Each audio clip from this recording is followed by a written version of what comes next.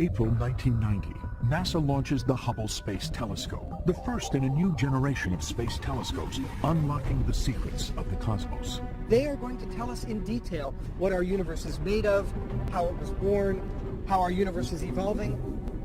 High-tech telescopes like Hubble take us back to the dawn of time, to the very birth of the universe. Show us giant clouds where stars and planets are born. Each time, a new telescope looks in a different way at the universe. We learn something new and profound about the universe. In stunning clarity, we can now watch stars exploding, galaxies colliding, and the violence of black holes. There's a whole hidden universe out there. We see the universe continuously changing and evolving. At this 20th anniversary of Hubble's launch, revolutions in telescope technology continue to push forward the frontiers of space.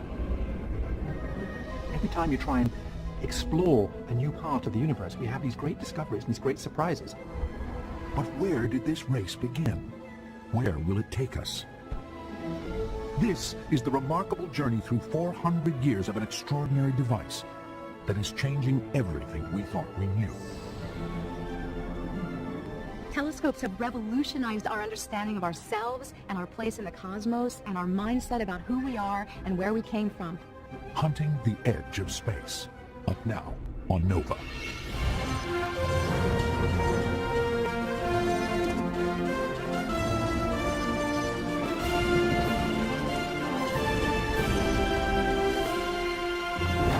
Major funding for Nova is provided by the following. ExxonMobil, taking on the world's toughest energy challenges. And by David H. Koch. And discover new knowledge. HHMI. additional funding for Hunting the Edge of Space is provided by the Alfred P. Sloan Foundation to enhance public understanding of science and technology in the modern world. And by Mount Cuba Astronomical Foundation. And major funding for NOVA is also provided by the Corporation for Public Broadcasting and by PBS viewers like you. Thank you.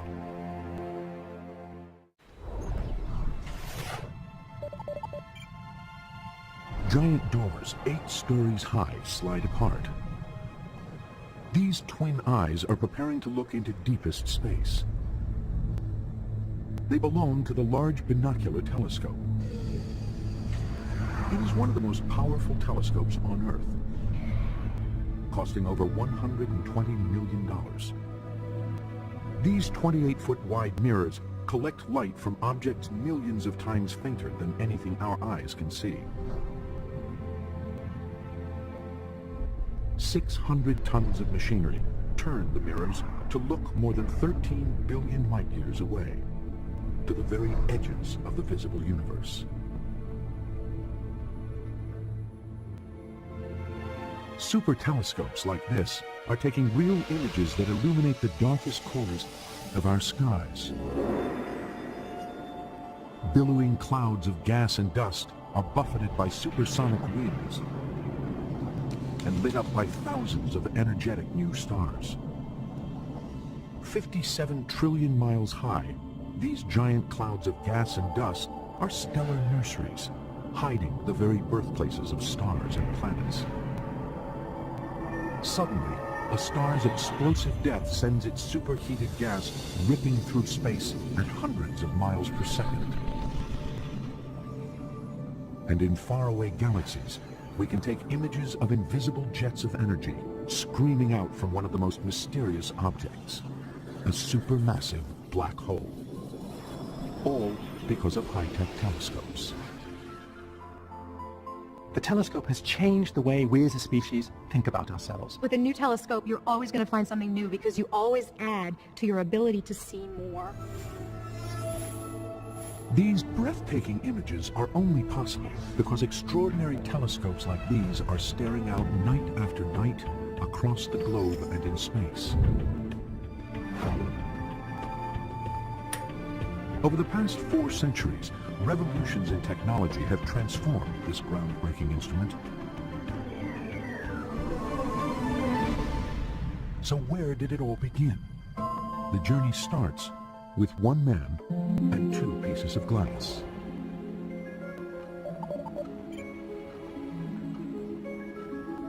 It is the summer of 1609. Mathematics professor Galileo Galilei is building his own version of an extraordinary new invention. It is the telescope, a name that means far-seeing in ancient Greek. The invention has spread like wildfire across Europe from a small town in Holland. Spectacle makers working on the most precise glass lenses of the day discovered that two different types of lenses held at just the right distance produce a surprising optical effect. They act like a magnifying glass for distant objects. This is the birth of the telescope. Galileo immediately sees the potential of the invention. Galileo is a practical mathematician. That's his trade. He designs instruments, he teaches the use of these instruments, and these instruments are often used for warfare. Galileo works out how to increase the magnifying power of the telescope to 8 times what our naked eyes can see, and he hits on a military use for it. And it would be particularly advantageous if you could see the enemy before he can see you.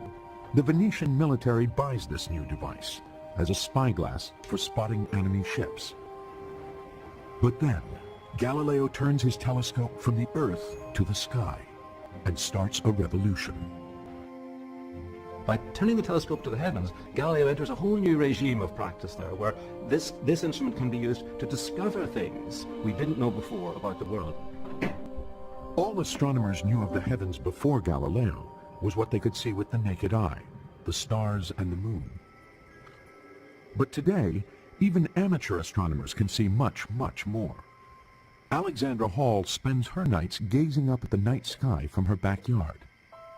I never get bored of looking at the night sky above our heads. It's like 2,000 diamonds sprinkled across black velvet.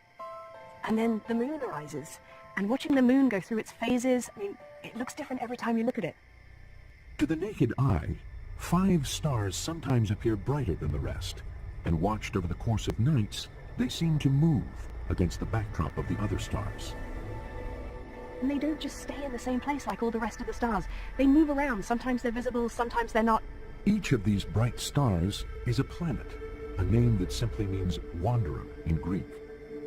Venus, the evening star, skims the horizon at sunset. Mars glows red. Jupiter and Saturn outshine everything around them. We now know that these wandering stars are actually other worlds, like the Earth, planets as we understand them today. But in Galileo's time, everyone believes they are just stars. There is only one world in the universe, our Earth, and it sits at the very center of everything. The sun appears to circle the Earth during the day, and over the long course of the night, the moon and stars also appear to rotate across the heavens, circling the Earth in giant orbits. When you stand outside, even just for a few hours at night, you suddenly notice that all the stars, the planets and the moon, everything is wheeling around your head. It's like you're at the center of things. Really quite a powerful feeling. But Galileo is about to show that this is just a feeling. He starts to shake the known world order when he looks at the moon. The belief in his day was that all the heavenly bodies were flawless. In the old cosmology, the moon was a heavenly body and therefore perfect. But looking across 250,000 miles of space, Galileo sees something very different from the smooth sphere he expects. He sees instead a moon scarred with craters and valleys. It must have been an extraordinary moment for Galileo to peer with his little itty-bitty crummy telescope at the moon and see craters, mountain ridges, valleys. He saw for the first time geographical terrain on another astronomical object. This means our Earth is not unique in the cosmos. These patches that you see are mountains. The moon isn't smooth. It's like the Earth. But this is just the beginning. Next, Galileo turns his telescope on Jupiter, one of the wandering stars. He sees it as no one has ever seen it before. This is an exact computer reconstruction of what Jupiter looked like through Galileo's telescope. Calibrated on Galileo's actual lenses, it shows what a challenge he faced. A replica of his telescope reveals how hard it is to get a still image. Well, when I actually got Jupiter in the telescope, it was really difficult to focus because the lens quality is not very good compared to the lenses that we would get today. To the naked eye, Jupiter looks like a bright star, a spot of light. Seen through Galileo's telescope, all other stars remain as spots of light. But Jupiter suddenly appears as a much larger round disk. This blurry, shaky view of Jupiter is a revelation. Galileo comes to an extraordinary conclusion. Jupiter must be a sphere, another world, a planet as we understand it today. And around it are even more surprises. Picture yourself, you've just glued a little piece of glass on the front of a long tube, and to your utter surprise, you see 2 or 3 or maybe even 4 stars next to Jupiter, like little ducklings following a duck. Night after night, Galileo notes the changing position of these new stars. Imagine your surprise. Why should stars be following Jupiter? And of course, Galileo learned only after a week or 2 of watching those little ducklings following their mother that those in fact were moons orbiting Jupiter. Galileo knows he has something spectacular on his hands. He publishes his findings in a book called The Starry Messenger. It is the most explosive scientific book ever written. Its impact was immediate. Galileo became a superstar overnight. But the biggest revelation is yet to come. Galileo is recording something that will change our view of the universe forever. He observes the planet Venus changing shape and size over a period of months. As Galileo watches, Venus transforms week after week from a large crescent to a small round disk. Then shadows creep again across the planet, returning it to a large crescent. To Galileo, the pattern of shadows he sees on Venus can only mean one thing. Venus is going around the sun. But the belief at the time was that everything circled the Earth. Earth is no longer the center of the cosmos. And so it's said to us, wow, we're not at the center of the universe anymore. These very simple observations literally rock the foundations of the world. No longer is the Earth the center of the universe. The sun is the center of the universe, despite what our ordinary senses tell us. But these discoveries famously bring Galileo into direct conflict with the Roman Catholic Church. The Church taught that God placed mankind on Earth at the very center of creation. Defending the sun-centered universe, Galileo was actually challenging the authority of the Church. He was contradicting what was considered as the legitimate interpretation of the Bible, and the Church couldn't tolerate this. But what Galileo saw is the solar system we understand today. The discoveries that Galileo made, they changed the world forever. The world of science, the relationship between science and religion, and the universe forever. This is the universe Galileo helps reveal. Planets and their moons orbiting the sun. Telescopes today now reveal this solar system in detail that Galileo could only dream of. Explosions on the surface of the sun, the power of 1 billion megatons of TNT.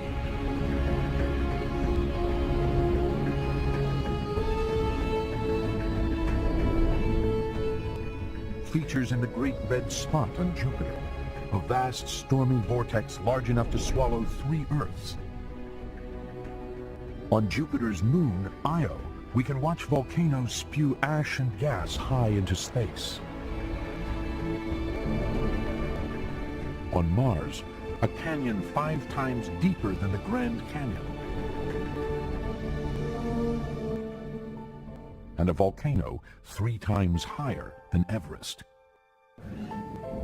On the surface of Venus, beneath roiling clouds of sulfuric acid, mountains rise from the rocky surface. And circling the sun at the very perimeters of our solar system, dwarf planets made of rock and ice. But one planet remains an enduring mystery for even the most advanced telescopes. Saturn and its enigmatic rings. Galileo was the first to see that this planet was different from the rest. For him, The strange features he observed looked like ears. He presumed they were moons. Later astronomers saw them as a vast flat ring encircling the planet. Then, one man discovered that this ring was in fact made up of several concentric rings. That man was astronomer Giovanni Cassini. Now, a mission named after him is investigating why Saturn has rings at all and what they're made of. NASA's Cassini mission. 3, 2, 1, and liftoff of the Cassini spacecraft on a 30-mile trek to Saturn. In the nose cone of this rocket is the space probe, Cassini. Ahead is a 2 billion-mile journey to the planet Saturn. On board the probe are sophisticated telescopes. They will investigate Saturn's mysterious rings by traveling as close to them as possible.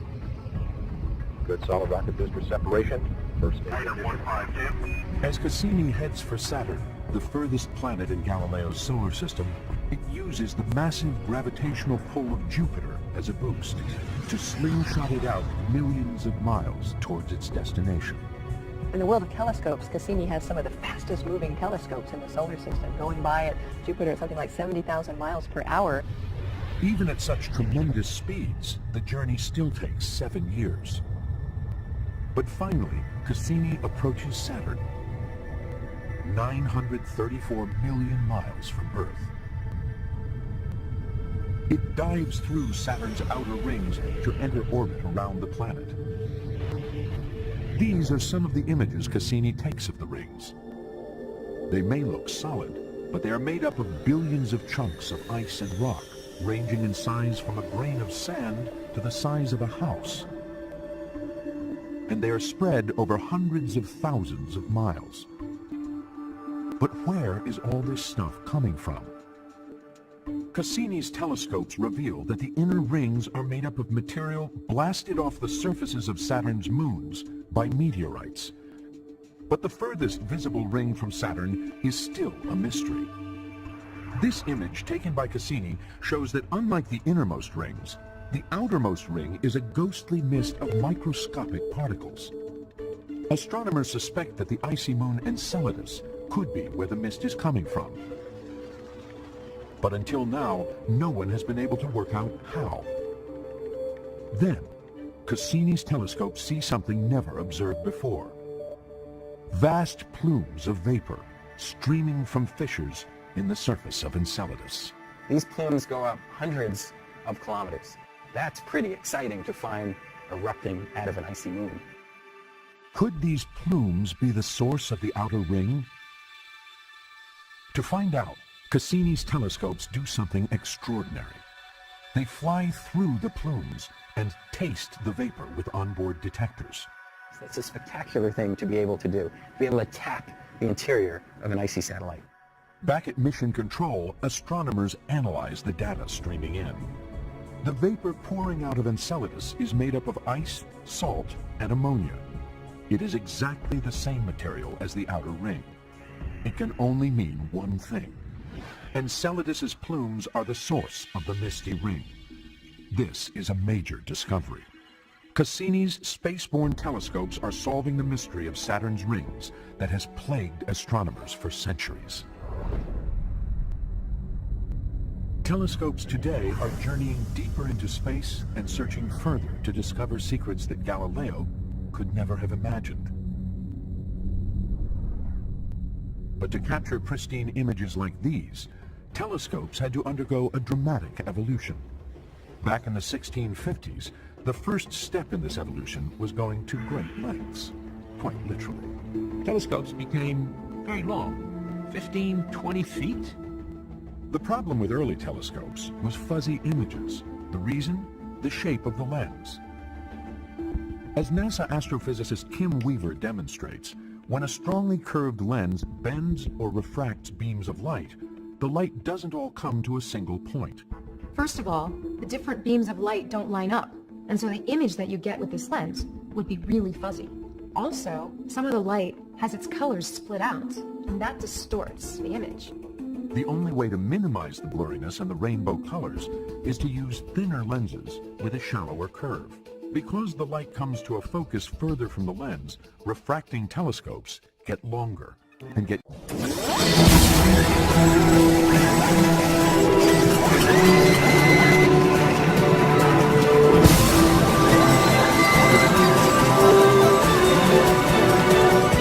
greater magnification. 17th century astronomers make ever thinner lenses and space them further apart. By about 1660, telescopes have magnified 50 or 100 times, and those lengths increased and increased and increased. This is the first space race. On the quest to see ever further, telescopes reach absurd proportions, up to 150 feet in length, half the length of a football field. These unwieldy telescopes are better, but astronomers want to see even more detail, and these telescopes don't eliminate the rainbow colors altogether. Then, one of science's greatest minds sets out to solve the problem: Isaac Newton. He takes a look at light itself. Newton found that white light was in fact composed of all these different colors, the colors of the rainbow.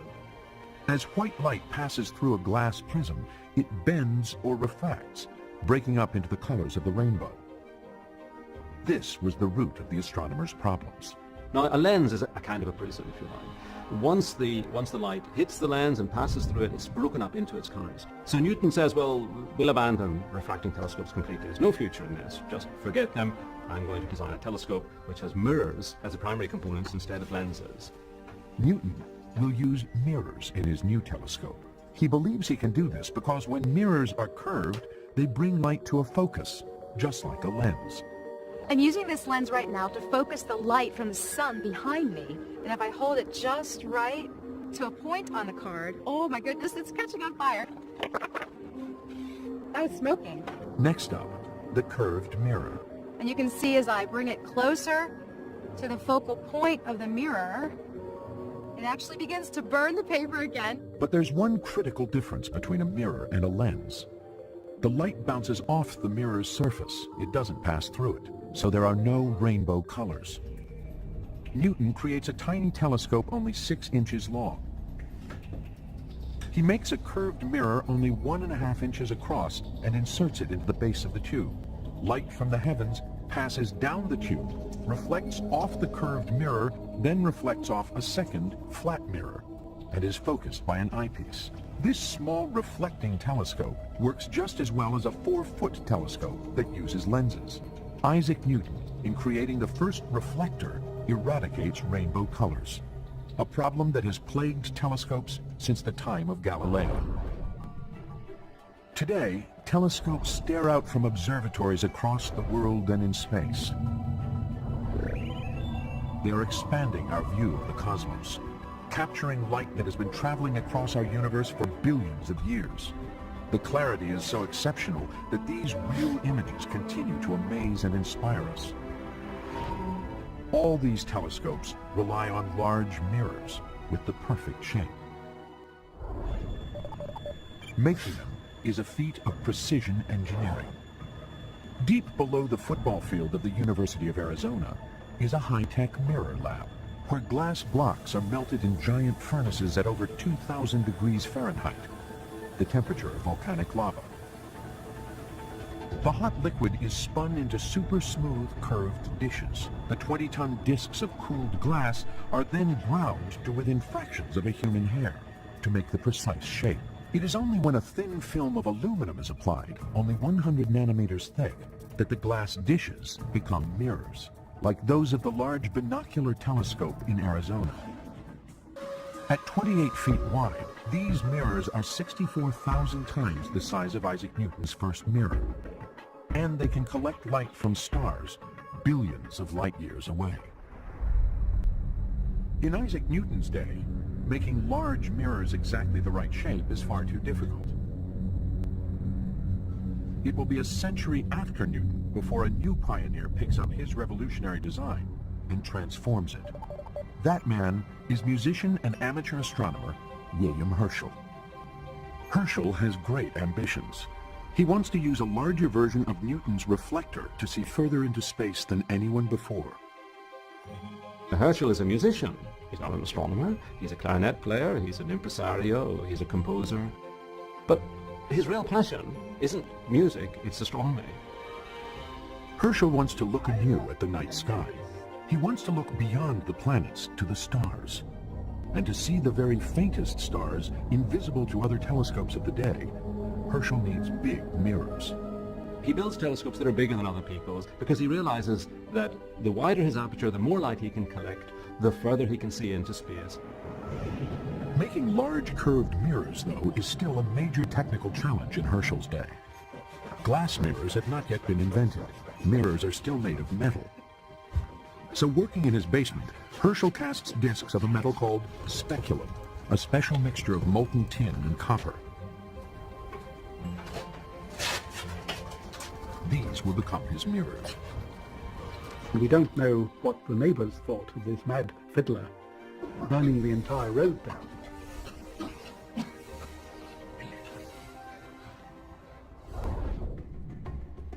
Casting the metal discs is just the first step. To become mirrors, the cooled flat discs need a shiny curved surface. Herschel painstakingly grinds and polishes the metal discs by hand into the precise shape needed to form an image. This is a reflecting mirror, the most precious component in the telescope, made in metal by William Herschel himself, made by hand. He was like a craftsman, making something which required manual skill as well as intellectual effort. This telescope, over 200 years ago, makes a revolutionary discovery. Or perhaps a comet. In 1781, Herschel peers night after night into the heavens. At his side, his sister Carolyn. Following Delta Tauri, she records all their observations and will become a prominent astronomer herself. Her observations were critical. She was one of his true secret weapons. Then, on March 13th, Herschel sees an object through his telescope that they have never recorded before. A very faint star that seems to move against the backdrop of the other stars. This wandering star is a brand new planet, Uranus. The planets have been identified since the dawn of written astronomy. And then suddenly you have this clarinet player, with homemade telescopes in his back garden. He discovers another one. The thing is utterly astonishing. Uranus, with its own set of rings, is the size of 63 Earths. But no one has identified it before because it is barely visible with the naked eye. 1,900 million miles from the Sun, it is twice as far from the Sun as Saturn. Until then, the furthest known planet. Overnight, Herschel doubles the size of the solar system. The discovery sparks a frenzied hunt for planets. It is a quest that the world's most sophisticated telescopes continue to this day. The sun is setting on Mauna Kea, Hawaii. The giant dome of the Keck Observatory opens. Its 33-foot wide mirror turns toward the heavens. Jeff Marcy is one of the world's foremost planet hunters. He is using the Keck telescope to hunt for planets in solar systems beyond our own. Well, when you look up into the night sky, you see all the thousands of twinkling lights. Those are stars, like our sun. Planet hunters like Marcy think that many of these stars could have their very own planets. But finding them is another question. Your mission as a planet hunter is to find that needle in the haystack. Telescopes only made a breakthrough as recently as 1995. They recorded a perfectly ordinary star wobbling minutely. There was some gravitational pull on the star, evidence of a planet they couldn't see orbiting around it. Exoplanet 51 Pegasi b. The discovery of the first planet around a normal star, around 51 Pegasi, was an extremely profound moment for humanity. We now know, as a species, that there are other worlds out there. Since then, teams of astronomers across the world have found evidence for more than 400 other exoplanets. But most of the planets discovered so far are gas giants the size of Jupiter, orbiting far too close to their suns to support life. And a planet that can support life is what the planet hunters are really after. What we'd love to know is whether there are other Earths, habitable worlds out there, whether they are lukewarm with liquid water, having the vibrancy, the conditions suitable for life, and perhaps even intelligent life. Looking for small rocky planets like Earth is a whole new ballgame. Cue a brand new NASA space telescope called Kepler. And liftoff of the Delta II rocket with Kepler on a search for planets in some way like our own. Kepler's 3-year mission is to find planets the size of our Earth orbiting other stars. Vehicle's now going supersonic. I think Kepler is going to go down in the history books as one of the greatest telescopes ever in the history of humanity. Kepler's mission is to collect light from a field of 100,000 stars inside our Milky Way, looking for clues to other worlds. As the dust cover falls away, it begins measuring the starlight. All that happens is you watch the star, and Earth happens to orbit in front of the star. It blocks a tiny fraction of the starlight on its way, and when it blocks that light, the star dims a tiny amount. Kepler has already discovered several new exoplanets. It hasn't found an Earth-like planet yet, but astronomers believe it is only a matter of time. I believe in the next few years we will have the first detections of Earth-like planets, places that you might indeed want to call home. Though Kepler is looking at 100,000 stars, this is only a tiny patch of the sky. There are hundreds of billions more stars out there to search. The hunt for exoplanets requires that we look at hundreds of thousands of stars. So planet hunter David Charbonneau uses more down-to-earth technology. The revolution has been to use Hubble telescopes to study the closest stars. Using small robotic telescopes, he scans 2,000 stars that are far less bright than our own sun. This makes it easier to spot a small planet passing in front of it. And he has discovered a planet only 2.7 times the size of our Earth.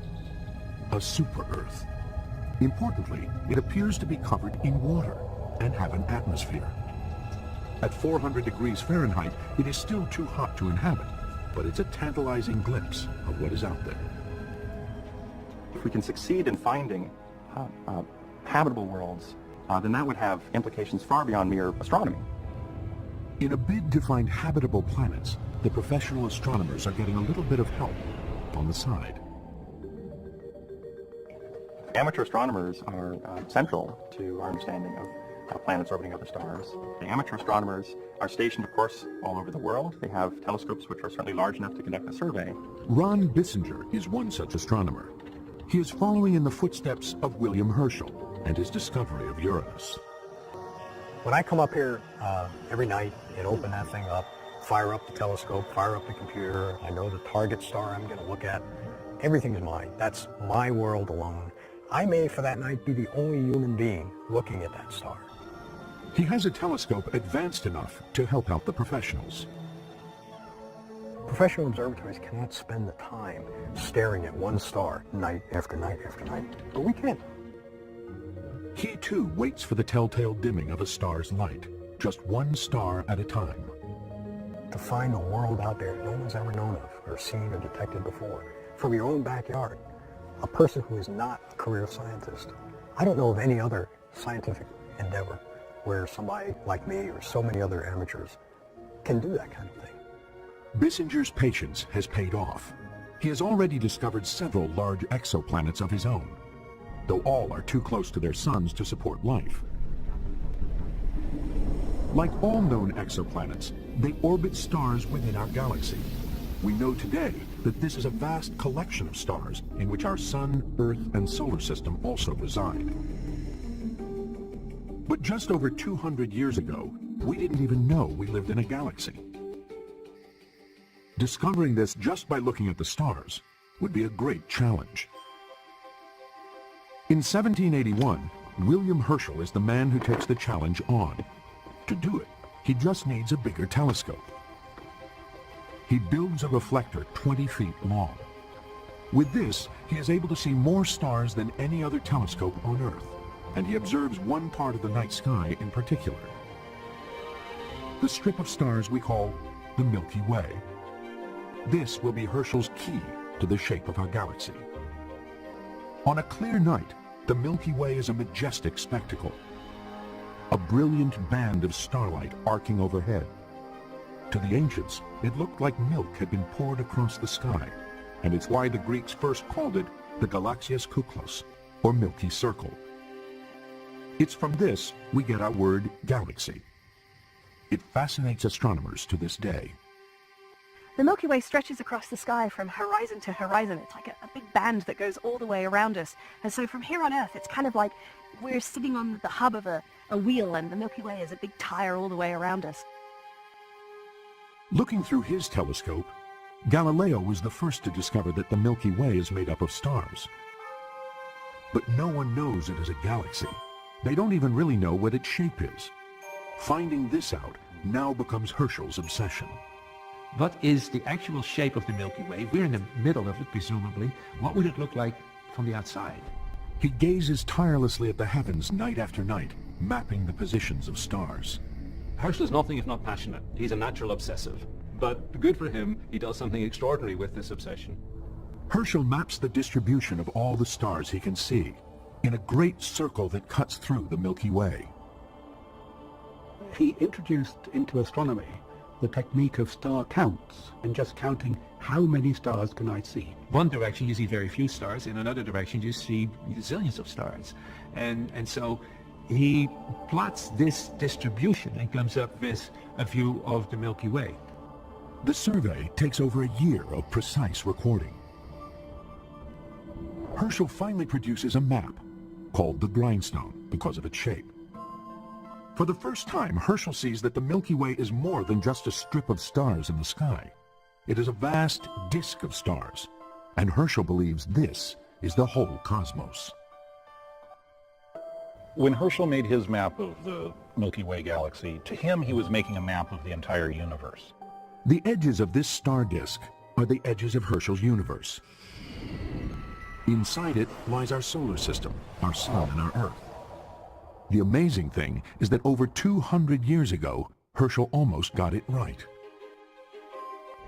The most powerful telescopes on Earth and in space now reveal that Earth and our solar system lie in a spiral arm in the suburbs of our galaxy, dwarfed within a giant disk of 200 billion stars spinning together around a bright central bulge that hides a supermassive black hole. The Milky Way is so large that it would take 100,000 years traveling at the speed of light, that's 670 million miles per hour, to cross from one edge to the other. Now, a new telescope is about to see what more it can find out about our Milky Way. The Herschel Space Observatory. Bill Latter is a key member of the Herschel team. Herschel will map the entire Milky Way galaxy in terms of how stars are formed, how stars die, and how the galaxy is put together. After years of careful preparation, the finely tuned telescope is about to launch. Launch is a violent thing. There's no other way to describe it. We light this candle, it shakes, we throw the thing out into space, and we only can hope that it all holds together. 1 million miles above Earth, the largest mirror ever launched into space is looking beyond visible light to wavelengths our eyes cannot even see. The far infrared. This means it can measure tiny fluctuations in temperature and see right through clouds of dust to give us the clearest images of the Milky Way ever. The results were astonishing. What we're able to see with the Herschel Space Observatory are right into the cradles of newborn stars. We see something very different than we would with our eyes. If we looked at the same region in visible light, it would be full of stars. But here, in the infrared, we're seeing dust and gas that really make up the majority of material in our galaxy, and it's where stars form. No other telescope is able to see the Milky Way in this detail. Stars in these regions of our Milky Way were invisible to William Herschel. Yet over 200 years ago, he can see more in the night sky than anyone before him. And as he maps the stars through his telescope, one great mystery remains. Thousands of strange objects that astronomers can't explain. They call them nebulae, Latin for clouds. There are fuzzy patches of light that you can see in the sky. They kind of look like pieces of the Milky Way that have been detached, and a couple of them you can actually just see with the naked eye. But through a telescope, there are thousands of them, and they have all kinds of different patterns and shapes and sizes. They're quite beautiful and quite mysterious. One of my favorites is the Andromeda Nebula, which you can actually see with the naked eye. And through a telescope, find it here. It's really mysterious. You just see this glowing light that gets brighter and brighter towards the middle. It's like, what is that? Herschel makes a catalog of these mysterious objects, counting and classifying over 2,300 nebulae. But even with his giant telescopes, Herschel can't tell what they are or where they are. There were little smudges that you could see in the best telescopes of the day. Those smudges were thought to be nebulae, clouds of gas, but people began wondering how far away those smudges were. The mystery of the nebulae will continue to perplex astronomers for decades. 60 years later, at Burgh Castle, Ireland, the eccentric Lord Rosse builds the largest telescope in the world. He wants to finally crack the enigma of the nebulae. 6-story walls support a tube 60 feet long, and the mirror is the height of a man. He's a natural engineer, and if you see the great Leviathan of Parsonstown, as it's called, this great 6-foot aperture telescope, it's a vast machine. Lord Rosse points the telescope at the nebulae. He sketches what he sees. For the first time, the fuzzy clouds begin to come into focus. Inside some of them, Rosse can see stars and spiraling structures. But there is a problem. Rosse's telescope can only move up and down, and the mirror tarnishes easily. The giant telescope falls into disrepair. It will take 80 years, a great revolution in technology, and a telescope bigger than Galileo ever imagined, high on a mountain peak, before the mystery is finally solved. This great telescope on Mount Wilson, California, will reveal that the spiral nebulae, first sketched by Rosse, are in fact separate galaxies beyond our own. The universe will be blown wide open.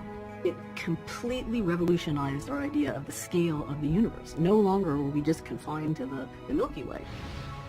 Our galaxy, the Milky Way, will no longer be the only galaxy in the cosmos. It will become just one of hundreds of billions of galaxies, spinning within an inconceivably vast universe. The introduction of telescopes to astronomy opened up an entirely new window on the universe. The race will continue to build bigger and bigger. Our technology has reached a point where we can build gigantic ground-based telescopes. We can launch huge space-based telescopes and see the most distant things in the universe. The telescope is pushing forward the frontiers of our universe.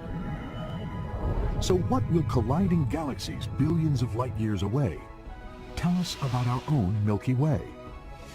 And right at the limits of the cosmos, what will the afterglow of the Big Bang tell us about how our universe began? Every time you try and explore a new part of the universe, we have these great discoveries, these great surprises. Most surprising of all, telescopes will reveal that right now we can only see 5% of the universe. Only a few percent of the total matter and energy content of the universe consists of things that we can see. So what is the rest of the universe made of?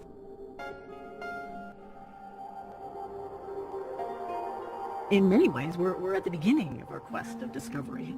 We're learning about the major part of the universe we didn't even know existed 10 years ago. Telescopes will point to an elusive and powerful force that is shaping the fate of our universe.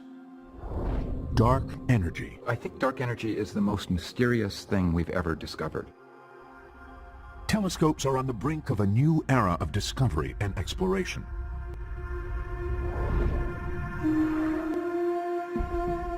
It's such an exciting future to think about all of the discoveries yet to come. We are uncovering a universe we are only just beginning to understand, as telescopes that are bigger and more sophisticated than ever continue the hunt for the edge of space.